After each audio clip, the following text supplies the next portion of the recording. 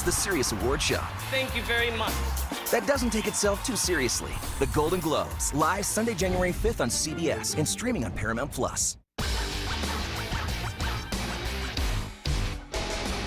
Snow showers for tonight as a storm system rides through Wisconsin, and expect some light accumulations and slick roads by daybreak. More details at 11.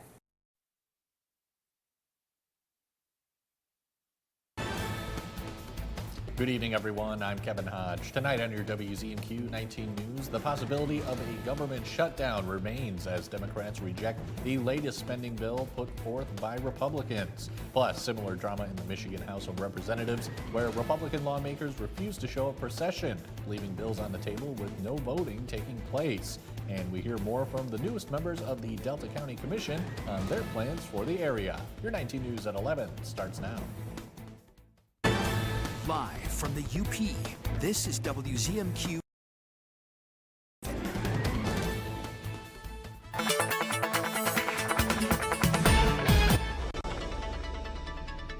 And we expect snow showers to continue for the balance of the night into the morning hours for Marquette before tapering off. A few inches of snow can be expected there. Temperatures slowly falling to near 20 by the end of the day, and down into the teens for Friday night. Temperatures for tomorrow, these are mainly morning highs. They'll probably go down as we head on into the afternoon across all the UP with some snow showers, again, mainly in the morning. Rest of the forecast coming up later in the show. Kevin? Tom, thank you very much.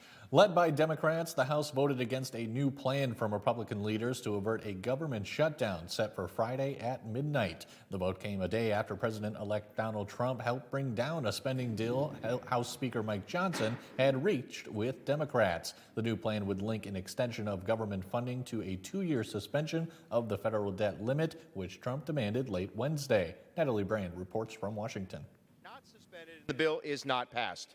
The latest Republican plan to temporarily fund the government and avoid a looming shutdown failed on the House floor. The Democrats just voted to shut down the government, even though we had a clean CR, because they didn't want to give the president negotiating leverage. There's a very simple way out of this, and it's the only way out of this, which is to go back to the original agreement that was hammered out over many weeks of painstaking bipartisan negotiation. But Speaker Mike Johnson expressed optimism a deal could still be reached. The only difference on this legislation was that we would push the debt ceiling to January of 2027. We will regroup and we will come up with another solution. Thursday's offer came the day after President-elect Donald Trump torpedoed a bipartisan agreement along with billionaire Elon Musk. We reached an agreement. We came to modest achievements. And a tweet changed all of it? Throughout the day, Democrats and Republicans pointed fingers over who would be to blame if a shutdown hits at midnight Friday. The Musk-Johnson proposal is not serious. It's laughable.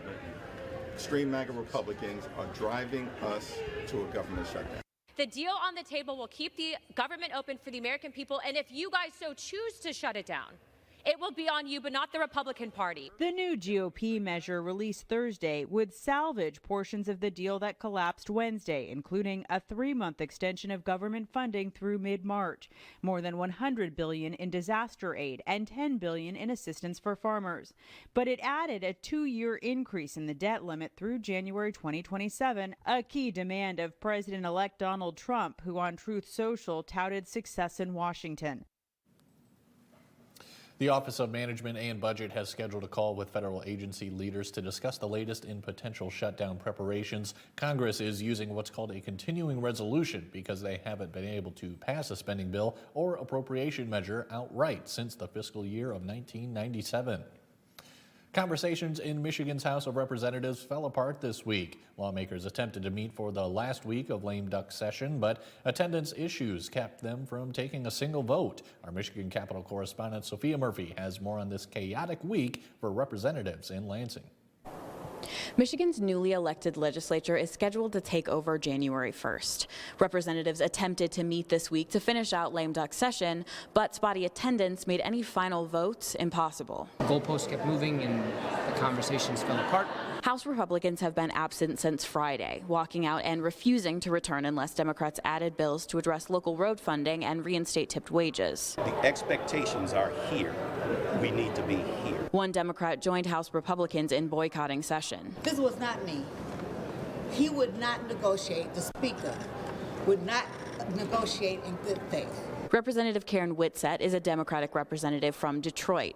She walked out with Republicans on Friday, saying she refused to be bullied into voting on what she called bad bills. They were trying to bait Rep. Whitsett to come up here with bills that they had no intention of actually moving, bills where they did not have the votes. House leaders enacted a call of the House, requiring absent lawmakers to come in, only needing to reach a quorum or a majority of members present to begin session. That quorum was never met, forcing the House to adjourn without finishing attendance for the second day in a row. We made it hard every single effort we could to address those concerns. Quite frankly, it became a point where there was no more logic in some of the things that were brought up. Without a majority of members present, the House was unable to pass even the resolution that would allow them to adjourn for the year. Their refusal to just come to the table for adjournment was stunning at best. The House is still scheduled to return for a special session on December 31st at 1:30 p.m., but only to pass the sine die resolution that will allow them to end session for the year. From Michigan's capital, Sophia Murphy, WZMQ 19 News. The Delta County Board of Commissioners is heading into 2025 with 2 new members. Our Escanaba reporter Lily Simmons spoke with them about their goals for the county. Thursday afternoon, the elected officials of Delta County took their oath of office. So help me God. County Commissioners Matt Jensen and John Malner secured another term in the August primary, and Commissioner Kelly Vankenhoven retained her seat in the general election. Joining them is Patrick Johnson, who replaces fellow Republican Stephen View in the District 2 seat. It's a great board, very intelligent people. Look forward to working with them. I think we're going to get a lot accomplished. Johnson previously served as a commissioner for 8 years, so he says he's prepared for his role on the board. The biggest goal is just keep county running efficiently and stay out of the news. This has been a great experience, and I can't wait to get back to work. Republican Christine Williams was sworn in to represent District 3, taking the seat from former no-party commissioner Myra Crosdell. The former Escanaba Planning Commissioner says her top priorities are accountability and transparency. I am really looking forward to looking into some of the issues that we've faced over the last couple of years and really diving deep into what we found out and how we cannot repeat those. But I also am really looking forward to moving forward. I think I offer a new set of skills that we've not seen before. Williams is glad to continue the recent trend of female representation, and having collaborated with some of her fellow commissioners in the past, she's optimistic about the future of the county board. I've worked with Patrick Johnson before, minimally. I've worked with John Melner on the Planning Commission, and I worked a little bit with Matt Jensen on a veterans project at Bay College when I worked there. So I look forward to continuing to work with them. Williams and Johnson will attend the first county board meeting of their term on January 7th. Lily Simmons, WZMQ 19 News, Escanaba. South Marquette will soon be getting a new healthcare facility courtesy of the Sioux Tribe of Chippewa Indians. Our John Truitt attended this long-awaited groundbreaking. Members of the tribe, along with several Marquette City commissioners, held a groundbreaking today at the Southgate Shopping Center in South Marquette. Tribal Chairman Austin Lowe's describes what this means. So we're working really closely with the engineers and the contractors that were hired for this project, and we're going to do a full renovation that includes interior renovation and exterior. And when this project is done, it's going to be able to provide primary care services for tribal members and non-tribal members, along with dental services as well. Currently, tribal members must make the drive to Munising or Manistee for primary health care. This new facility will cater to all Native peoples in the Marquette County area. We won't have to travel to Munising anymore once this is open, and I'm really looking forward to that. And I think it's a good step for our tribe also. The facility will offer primary care physicians as well as dental care to Marquette's 1,300 tribal members, regardless of insurance status or ability to pay. So they rely on Indian Health Services. So when those ailments go untreated, it leads to chronic conditions where we can actually treat them immediately here. Plans are in place to one day include care for non-Native patients, as well as expanded services like a pharmacy and pediatric medicine. There will always be a prioritization in treating tribal members, but this facility will be open to non-tribal members as well. It's going to be a place where people are very comfortable coming. We're going to be able to provide the primary care services for phase 1. And then moving into phase 2, we're going to be able to offer pharmacy services and dental services. The goal is to have this facility up and running by the fall of 2025. In Marquette, John Truitt, WZMQ 19 News. The new clinic will work closely with area hospitals and begin recruiting its medical and support staff over the winter. Tom DeVecchio takes us through your first warning weather forecast when we come back. Plus, Sarah Blakely takes us through some of the day's top health stories. And we have some tips when it comes to those of you doing some last-minute Christmas tree shopping, that is. That and more coming. John's Auto has been voted the #1 dealer to buy pre-owned vehicle for longer than I've been alive. If you're looking for a vehicle, or if you're looking for someone to help with your current car, or if you need to get yours looking like new again, come see us at John's Auto Sales and Service, Marquette. On the Jennifer Hudson Show, it's the ultimate holiday giveaway. I'm still taking it in. Plus, DJ D Nights. Through the pandemic, you held it down. And just started playing music and sharing stories. Then we send someone special to the Super Bowl. And the gift of music from me to you. The Jennifer Hudson Show, tomorrow at 5 on WZMQ TV CBS, followed by 19 News at 6. We are here, around the clock, in all weather. This isn't a job, it's a symphony. Mending hope, stocking the shelf, and being distant when we need to be. Understanding feelings. We don't have all the answers, but we're always present. You're home away from home in medical crisis, and your support brings warmth and comfort to families in need. Please donate today and help us make it home. 19 News is brought to you by Kirkish Furniture. She's fair. Untrue, Your Honor. What, you're going to have your turn. She's inquisitive. What in the world led to this young lady finding you in this compromising situation? And firm. The only thing that matters in this particular courtroom, sir, is how I see it. Watch Equal Justice with Judge Ebony K. Williams. Weekdays on WZMQ CBS. Escanaba reporter Lily Simmons on WZMQ 19 News. Is your parents' car sounding funny?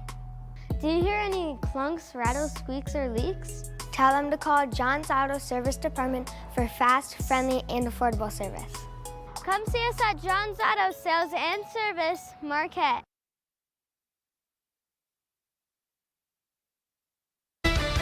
Now, WZMQ TV 19 First Warning Weather with meteorologist Tom DeVecchio. Snow is going to continue for tonight, on and off snow, and a few inches on the ground by the morning commutes for tomorrow. The snow will tend to taper off for later morning into the afternoon. Winter arrives officially on Saturday. It's going to come in cold and not all that snowy. In fact, we don't expect a whole lot of snow for the weekend, right on through Christmas. Kids going to school tomorrow, some snowshoes, good bet in the morning. Now we'll have some accumulating snow across much of the region, including the Marquette area. And temperatures, again, not a whole lot of different as we head on into the afternoon. Lesser chance of the snowfall. So make sure the kids, as usual, are bundled up. We have some very cold air coming our way. In the meantime, winds shift to the north by daybreak on Friday, and they'll be north to northwest during the afternoon. And once that wind shift comes in, should cut off a lot of the snow from a storm system that's giving us the snow right now and into the rest of tonight. With the winds continuing out of the north and northwest as we head toward Friday night. Storm system sliding through Wisconsin to the south. The northern end of that, northern fringes of that are affecting us right now and will continue into Friday morning. But generally speaking, the snow diminishes by as the day goes on Friday. Some limited lake effect for the end of the day Friday into Friday night, including the Marquette region, maybe another inch or two before it finally ends as we head on toward Saturday. So snow by us Friday morning here, generally 1 to 3 across the western 2/3 of the Upper Peninsula.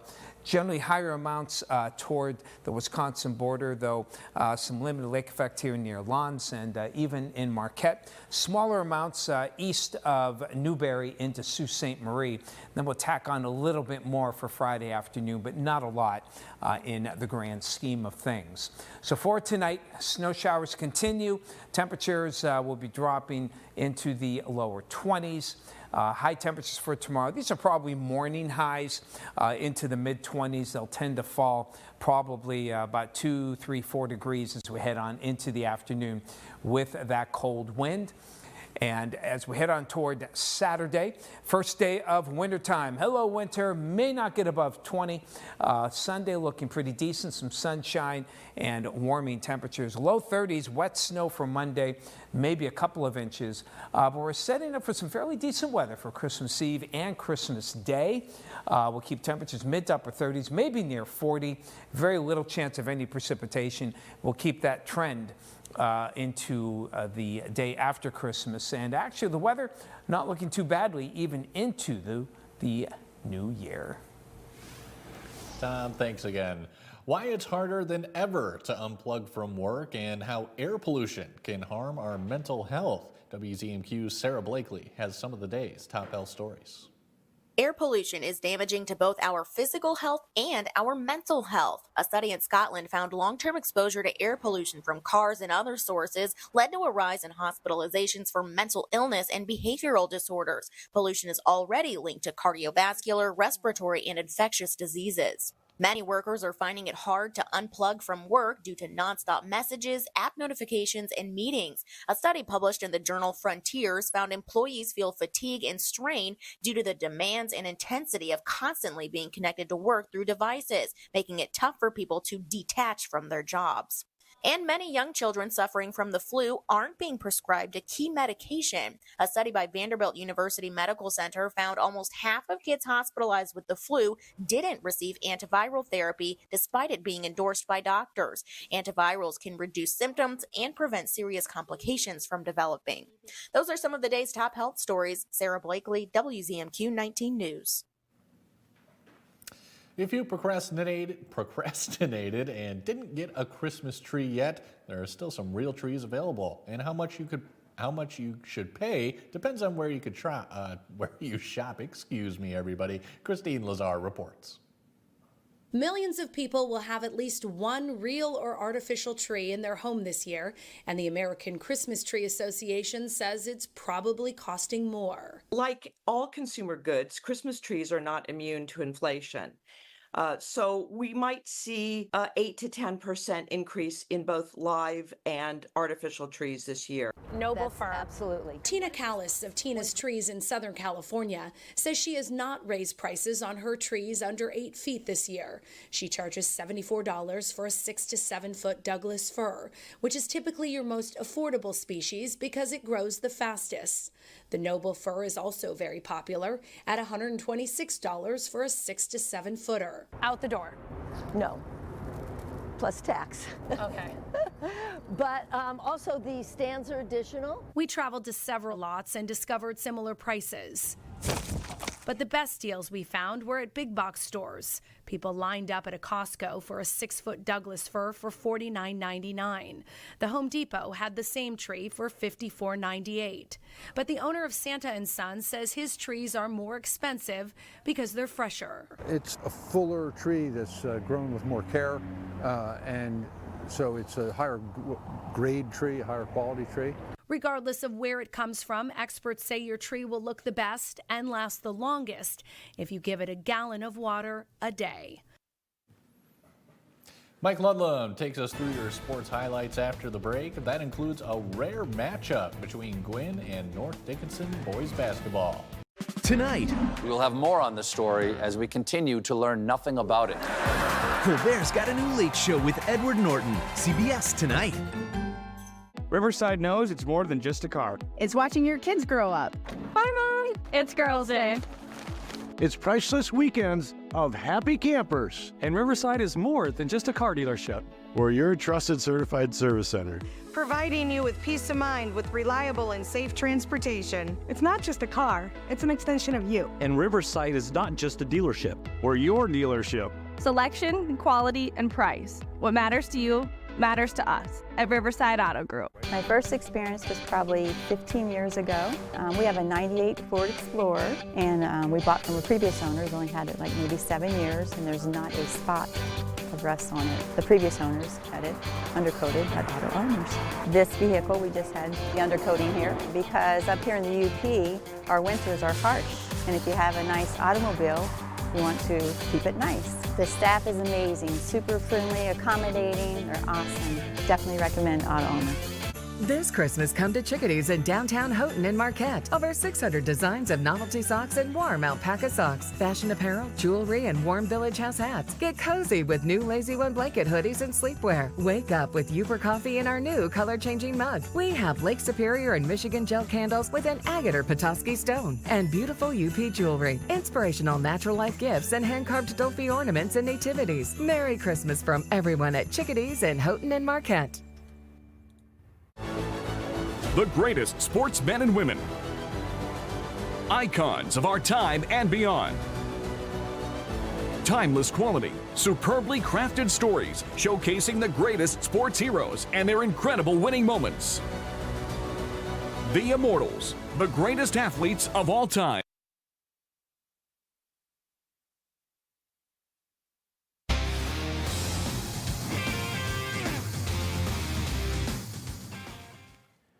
Good evening, everyone. For some reason, I cannot remember the last time Gwynn and North Dickinson met on a basketball court, but the boys did tonight at the Carl Levin Gymnasium in suburban Felch.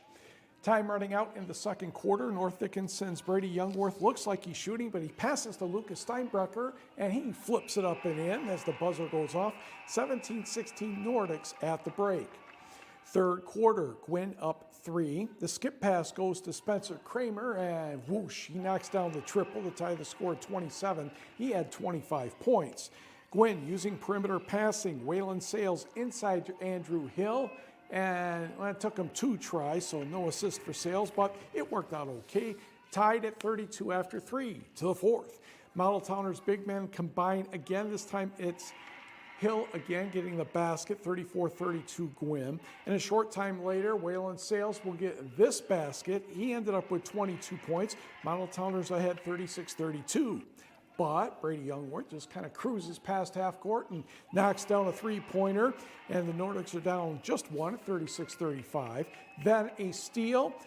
And Spencer Kramer gets the layup. By the time all is said and done, North Dickinson with the 39-38 advantage. Coming up on 2 minutes remaining, you just saw that shot right there by Youngworth, and North Dickinson goes on to win this one by the score of 48-41.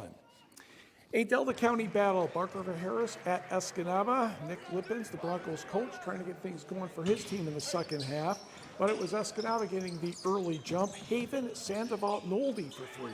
26-17 Eskimos. He led all scorers with 21. Next, Escanaba will go inside to Javon Stevenson. A dribble, gets it under control, puts it up and in. EHS up 28-17. Broncos trying to keep pace. This is Jake Molesky stopping, tripling. Broncos still down by 10, though, at 32-22. Escanaba went on a 3-quarter press defense, and it worked a number of times. Nick Garcia is going to get the basket here, and all of a sudden that 3-point lead was 20 after 3 quarters at 45-25. Ben Knopf would get the basket coming up here for Barker Harris, but it would not be enough. Escanaba, a big second half and a win, 67-34. Couple of next door neighbors on the scoreboard, a 1-point game, Norway over North Central, 60-59. And the other Jets, Jeffers, beat Lakeland and Humble 50-44. It was Brimley easily over Alanson, 60-26. And now for the Panther scores. Ironwood over Chassell, 75-46. Axton Rootsela had 20 for the Red Devils. Ewan Trout Creek Panthers over Ontonagon, 60-41. And the Pickford Panthers beat up on St. Ignace, 68-25. Also, Calumet 64-31, taking care of Hancock. We did not hear or if they play between Sheboygan and Rudyard. In the Eagles contests, it was Carnegie over the Engadine Eagles 64-46, and Big Bay did not cruise past the Hannibal Soaring Eagles 67-15. Girls turn, Newberry 7 better than Manistee 44-37, and the Gladstone Braves beat Houghton 39-36. Lily Johnson at 20 for Gladstone. Back to the Eagles category, Big Bay Denock defeating Hannahville 65-17. Baraga over the Stevenson Eagles 53-44. Back to the Panthers, it was Uintral Creek 60, Ontonaga 19. Ironwood 50-60, Chassell Panthers 23. Bark River Harris 8 better than Iron Mountain 58-50. Escanaba trips up West Iron County 47-25. Wakefield Marinesco goes down the street and defeats Bessemer 72-45. The Jets of Jeffers defeated Dollar Bay 52-38. Carnegie tiptoes past Florence 33-30.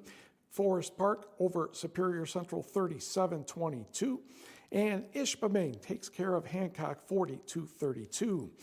One game of one women's college basketball tonight. Lake Superior State's first home game of the season. Really? Well, they beat Illinois Springfield by 63-56. Grace Bradford had 19 points and 16 rebounds for Lake Superior State. Let's turn to high school hockey. Manistee and Negaunee, first period. Freshman Eli Mutini is the puck for Negaunee, crossing the blue line. Defenseman slips. He goes top shelf big time on that one. 1-0 Miners at 9:28. Negaunee back in business on a power play a few minutes later. Aiden Miles sneaks a low shot past Jackson Goodrow for a 2-0 lead. That was at 11:13. By the way, Miles was the Sports Illustrated Player of the Week in Michigan last week after 5 goals and an assist against Tawas. And Mr. Miles wasn't done in this game either. He steals, shoots, and scores.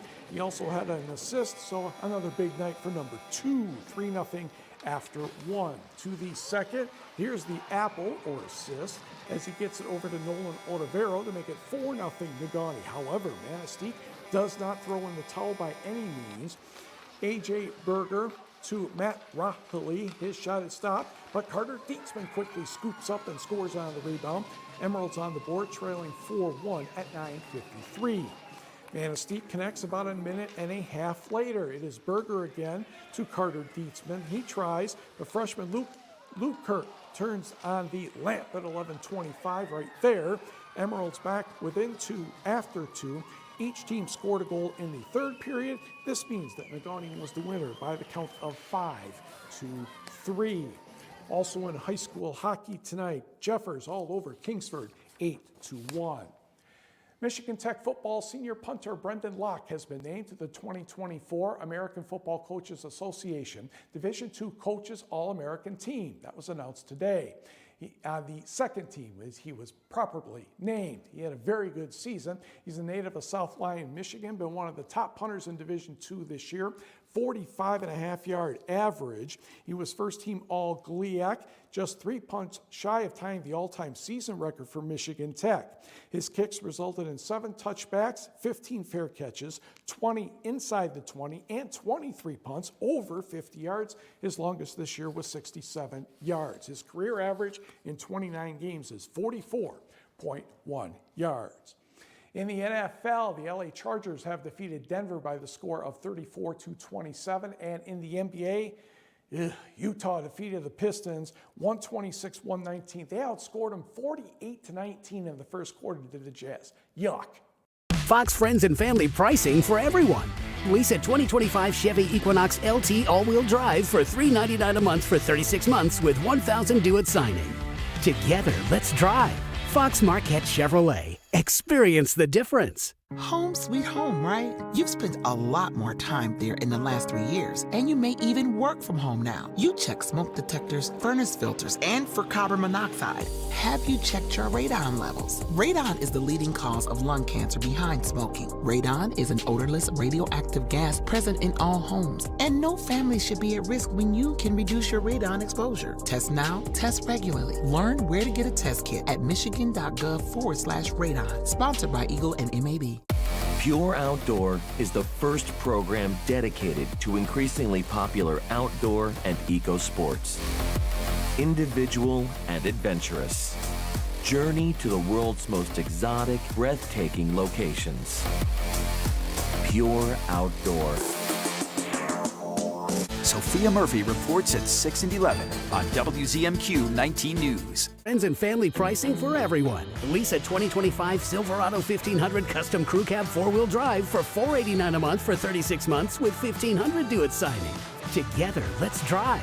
Fox Marquette Chevrolet. Experience the difference. Tonight's sports is brought to you by the Window Store. Why should you consider re-siding your home? Your home is the largest investment you'll make. Protect it with new siding installed by the experts at the Window Store. We offer a range of affordable, high-quality siding options, including premium ABC seamless steel siding with attractive financing options available. And we install all winter long across the entire UP. Schedule your appointment today and enjoy the Window Store experience for yourself. Your clear choice is the Window Store.